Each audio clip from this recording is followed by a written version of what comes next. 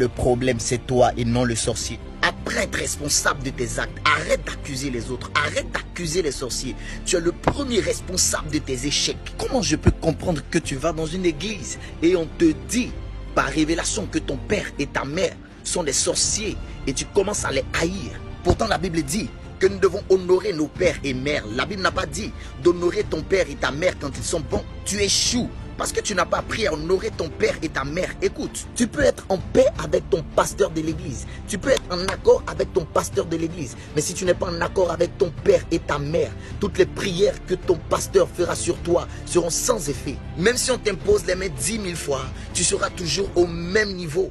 Une autre raison pour laquelle tu échoues, écoute, la vie spirituelle et sociale sont basées sur des principes de vie. Si tu ne respectes pas ces principes, tu ne peux pas rentrer dans un certain niveau d'élévation. Par exemple, tu es une femme, tu recherches le mariage, tu penses que la prière suffit.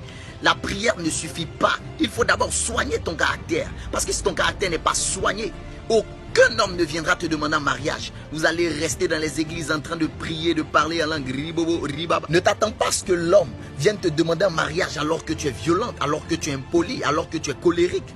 Non, n'attends rien de tout ça. Et même depuis que tu es devenue chrétienne, tu ne t'entretiens même plus.